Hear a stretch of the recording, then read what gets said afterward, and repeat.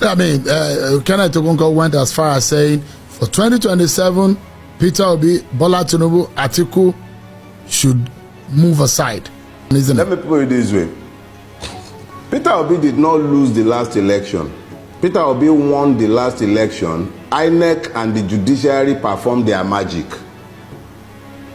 2027, there will be no election without a reformation of our electoral system. If the electoral system is not reformed to ensure that beavers and electronic transmission from the polling unit becomes compulsory, I would not even bother to participate in that election, because you can be sure that Tinubu was not in power that ran and snatched and grabbed it. Already has the 2027 election result written.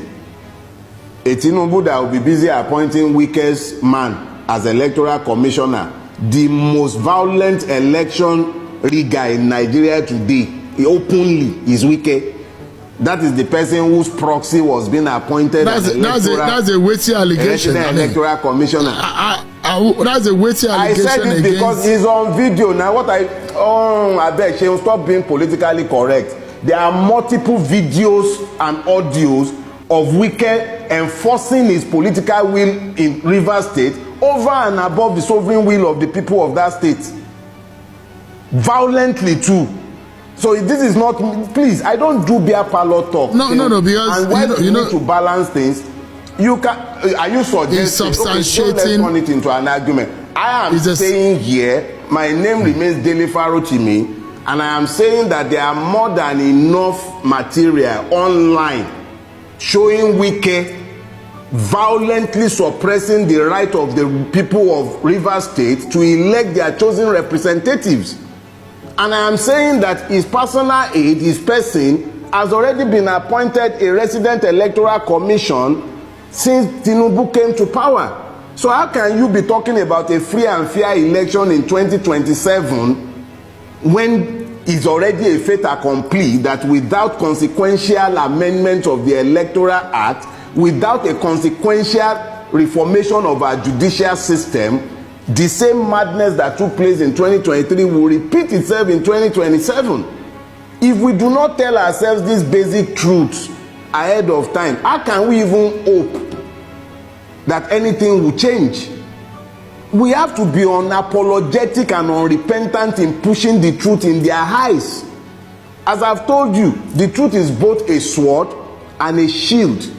I love wielding it as a sword and smashing them on the head with it, and I don't care for their feelings.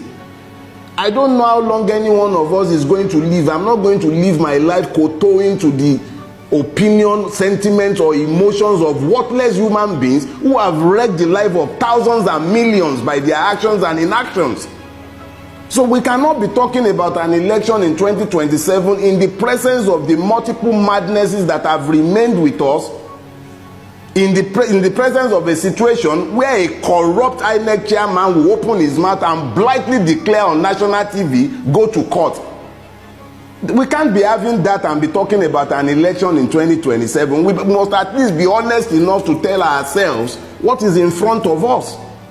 If there is going to be an election worthy of his name, I will be out there supporting Peter Obi. If there will be an election, and if we still even have a country, the way Bulaba is going with Nigeria, what do we know that will be left of this country by 2027? What will be left of this country? An emir is being killed in his own domain after ransom war, and we are talking about 2027. An Oba was killed. 2 Obas, for instance, were killed in Ekiti for the other time, and we are still talking about 2027.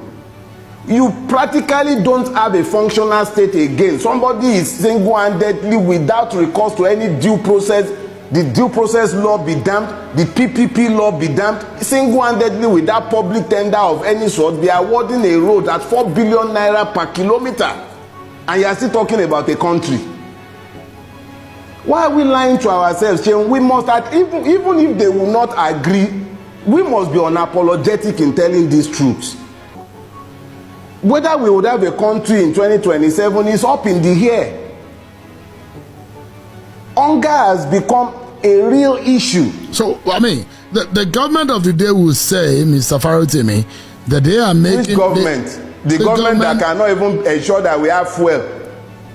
Which government? Do you have government? You have exploiters, buccaneers, thieves. But I mean, which government? The government of the day will say they are making efforts in fixing the problem that they met on the ground. It's still early in the day. They just have about a year. I'm Chinese too. I'm Chinese and I'm 6'7". Do you believe me? The government of the day has said they are making effort. We see the effort now. They are making effort. They are buying private jet. They are buying yachts. They are spending 21 billion to renovate. They are spending 90-something billion on Hajj. Is that the? And then they are falsely and fraudulently implementing Orosanye report. They are busy privatizing NNPC.